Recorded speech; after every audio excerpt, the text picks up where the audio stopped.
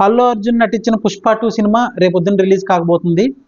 So ఈ cinema Manya అయితే మామూలుగా లేదు. ఎందుకంటే ఎక్కడ చూసినా పుష్ప 2 గురించే మాట్లాడుకుంటున్నారు. నార్త్‌లో అయితే మరీ ఎక్కువ. నిజం చెప్పాలంటే పుష్ప మేకర్స్ డేవిడ్ వార్నర్‌కి అయితే చెప్పాలంటే రుణపడే ఉండాలి. ఈ సినిమాని ఇంటర్నేషనల్ లెవెల్‌లో ప్రమోట్ చేసిందైతే డేవిడ్ వార్నరే. ఇంకా కొంతమంది క్రికెటర్స్ ఉన్నారు. బ్రావో గాని లేదంటే ఇంకా కొన్ని ప్రీమియర్ లీగ్ ఎక్కడెక్కడో ప్రీమియర్ లీగ్‌లో కూడా పుష్ప మాన్య అయితే కనిపించింది. ఆ వాకింగ్ స్టైల్ గాని లేదంటే ఇది ఇలా చూపించే స్టైల్ గాని ఇదైతే జనాల్లోకి కానీ నార్త్ ఇండియన్స్‌కి కానీ బాగా వెళ్ళింది. అందుకే వీళ్ళు కూడా అసలు చెప్పాలంటే పుష్ప 1కి సౌత్ ఇండియాలో మిక్స్డ్ టాకే వచ్చింది. కాకపోతే నార్త్‌లో మాత్రం సూపర్ హిట్ టాక్ వచ్చింది. అందుకే వీళ్ళు ఈ పార్ట్ కూడా సెకండ్ పార్ట్ బాగా కాన్సంట్రేట్ చేసి బీహార్‌లో ప్రీ రిలీజ్ ఫంక్షన్ అయితే చేశారు. ఈ సినిమాకి ఏంటంటే జనరల్‌గా మెగా ఫ్యాన్స్ నుంచి అయితే సపోర్ట్ లేదు.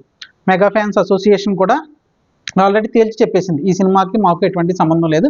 ఈ సినిమాని ఇంకా బ్యాన్ చేస్తామని కూడా కొంతమంది అయితే ముందుకొచ్చి చెప్పారు జనసేన నాయకులు. సో ఈ సినిమాకైతే వాళ్ళ నుంచి ఎటువంటి సపోర్ట్ లేదు. ఎందుకో కూడా అందరికీ తెలుసు. ఎందుకంటే అల్లు అర్జున్ వచ్చి తన స్నేహితుడైన శిల్పా రవిచంద్రారెడ్డికి క్యాంపెయిన్ చేశాడు కాబట్టి, పార్టీకి క్యాంపెయిన్ చేయలేదు.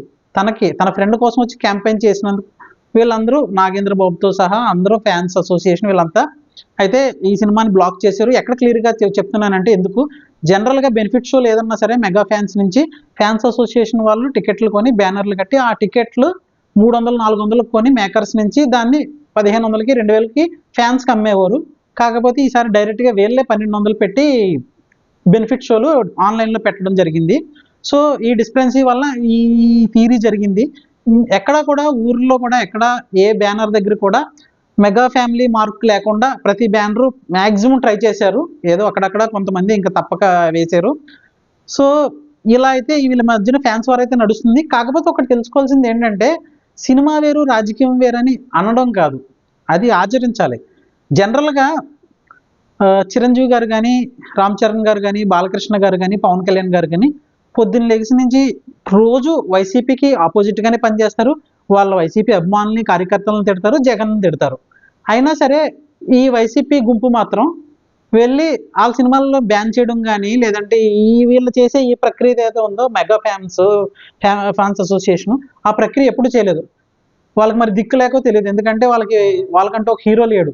వాళ్ళు ఏంటంటే వాళ్ళ పార్టీకి ఎగైనెస్ట్‌గా మాట్లాడలేని వాళ్ళందరినీ ఆళ్ళ హీరోలుగానే ఫీల్ అవుతారు. ఎందుకంటే వాళ్ళకి హీరో లేడు కాబట్టి.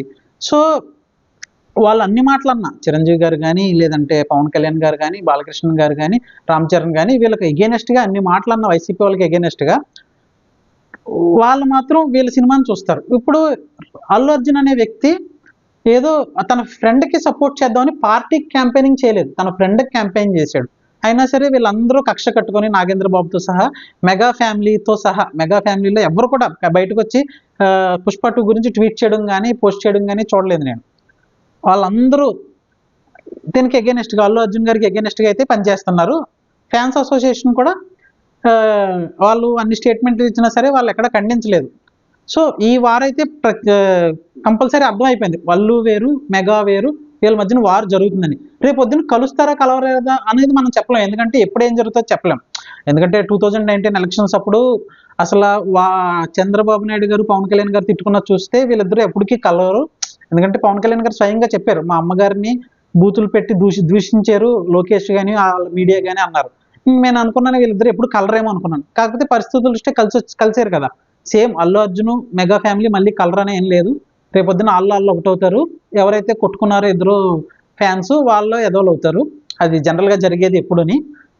లాస్ట్ పొలిటికల్ గాని చూసాము. నెక్స్ట్ మూవీ పరంగా, సినిమా పరంగా చూస్తాము. సరే ఇదంతా వస్తే సినిమా వేరు, రాజకీయం వేరు అని వీళ్ళు చెప్పడం కాదు. అది జరగదు. సినిమాని రాజకీయంగా ఒకలాగే చూడాలి అని వైసీపీ వాళ్ళు వీళ్ళ దగ్గర నుంచి నేర్చుకోవాలి. ఎందుకంటే వీళ్ళు చూడకూడదు అంటే చూడం, బ్యాన్ చేయాలంటే బ్యాన్ చేస్తుంది. మీరు మాత్రం మిమ్మల్ని ఈ వైసీపీ వాళ్ళని రోజంతా తిడతారు. వాళ్ళంతానే హైపరాదిని లేదంటే కిరాకార్పిని ఆడియో ఫంక్షన్లు తెచ్చుకొని మరీ ట్రోల్ చేస్తారు జగన్ని, వైసీపీ వాళ్ళని. అయినా సరే వాళ్ళు మాత్రం దిక్కులేక ఇంకే గత్యంతరం లేక వీళ్ళ సినిమాలు చూడక తప్పదు, చూస్తారు కూడా. సరే పాలిటిక్స్ ఇవన్నిటికి సంబంధం లేదు అనుకుంటే సినిమాకి వీళ్ళు మరి అలాగే ప్రవర్తించాలి కదా. ఎవరో పాపం తన ఫ్రెండ్కి మాత్రమే క్యాంపెయిన్ చేసిన అల్లు అర్జున్కి సపోర్ట్గా ఒక్కలో రావట్లే. దేవరా సినిమాకి కూడా అంతే. ఎన్టీఆర్ ఇటువైపు సపోర్ట్గా రాలేదు, అటువైపు ఎగెనిస్ట్గా మాట్లాడలేదన్న ఉద్దేశంతో అంత ఎవరు కూడా నందమూరి ఫ్యాన్స్ కానీ ఎవరు సపోర్ట్గా రాలేదు. వాళ్ళు రాజకీయాన్ని సినిమాని కలిపితే చూస్తున్నారు, వైసీపీ వాళ్ళు మాత్రం కలిపి చూడలేకపోతున్నారు. దాన్ని వేరువేరుగా చూసి వాళ్ళు గత్యంతరం లేక మళ్ళీ సినిమాలు చూడాల్సి వస్తుంది. ఇది జరుగుతున్న సిచ్యువేషన్. మరి వీళ్ళన్నా నెక్స్ట్ గేమ్ చేంజర్ సినిమాకి మారరా, లేదంటే వాళ్ళు ఎన్ని మాటలన్నా అదే పరంగా ఆ సినిమాకి వెళ్ళి సపోర్ట్ చేసి చూస్తారా అనేది అది వాళ్ళకి వదిలేస్తున్నాం. ఎందుకంటే రేపొద్దున్న ఎవరితో కలుస్తారనేది ఎవరు చెప్పలేం కాబట్టి. సరే, ఈ సినిమా మ్యాటర్కి వస్తే టికెట్ల రేట్లు అయితే బాగా ఇష్యూ ఉంది. ఒక సామాన్య మానవుడు ఎవరైతే ఫ్యాన్ కానివాడు, నేను ఇతనికి ఫ్యాన్ కాను అన్న వాళ్ళు సినిమా బాగుంటే ఫ్యామిలీతో సహా వారం రోజుల తర్వాత వెళ్దాం అనుకుంటారు. వాళ్ళ పిల్లల యొక్క ఫోర్స్తో కానీ ఏదన్నా వాళ్ళన్నా చూసేటట్టు ఉండాలి వారం 10 రోజుల తర్వాత. అంతేగాని సేమ్ టికెట్ రేట్ 375, 400 పెడితే నలుగురు ఫ్యామిలీ వెళ్ళాలంటే వెళ్ళి పోనీ అక్కడ ఏమన్నా థియేటర్లో తింటాను అంటే బయటికి తెచ్చుకోవడానికి ఉండదు. సో అవన్నీ ఖర్చు ఎటు కదన్నా 4000 అవుతుంది. అంటే మిడిల్ క్లాస్ వాడిని సినిమాకి దూరం చేస్తున్నారు ఎవరు? మేకర్సే. ఇప్పుడు ఎందుకంటే మిడిల్ క్లాస్ వాడు ఇంకా చూడలేడు, నెక్స్ట్ నెట్ఫ్లిక్స్లోని ఓటీటీలోని వీటిలోనే చూసుకుంటాడు తప్ప థియేటర్కి వెళ్ళి చూసే ఇదైతే ఇప్పటికీ చాలా పోయింది. ఏ రేట్లు ఇలాగే కొనసాగితే దేవరాకి 500 పెట్టారు, దీనికి 1200 పెట్టారు. ఇప్పుడు ఫస్ట్ డే అయిన 700 ఎంతో పెట్టారు పుష్ప 2కి. రేపు పొద్దున్న మహేష్ బాబు సినిమా, రాజమౌళి సినిమా వస్తుంది, దానికి 1500 పెడతారు, ఫ్యాన్స్ చూస్తారు.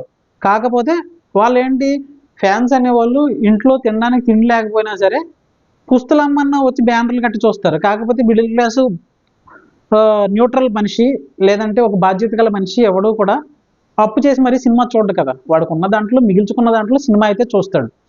సో వాళ్ళ కోసమన్నా వారం 10 రోజుల తర్వాత అన్నా సినిమా టికెట్ రేట్లు యొక్క తగ్గించాలని మనస్ఫూర్తిగా కోరుకుంటున్నాను. ఈ సినిమాతో Allu Arjun already world wide famous అయ్యాడు, ఇంకా ఫేమస్ అవ్వాలని, మంచి హిట్ అవ్వాలని మనస్ఫూర్తిగా అయితే కోరుకుంటున్నాను. నాకు ఈ సిచ్యువేషన్ బట్టి అర్థమైంది ఏంటంటే, నేను ఇప్పటివరకు అనుకునేవాడిని సినిమా వేరు రాజకీయం వేరని. కాకపోతే సినిమా రాజకీయం ఒకటే అని మెగా ఫ్యాన్స్ని చూసి అయితే మెగా ఫ్యాన్స్ అసోసియేషన్ వాళ్ళు డైరెక్ట్గానే వచ్చి చెప్పారు, మేము ఈ సినిమాని బ్లాక్ చేస్తున్నాం, బ్యాన్ చేస్తున్నాం అని. ఎందుకు? శిల్పారావు చంద్రారెడ్డికి సపోర్ట్ చేశాడని.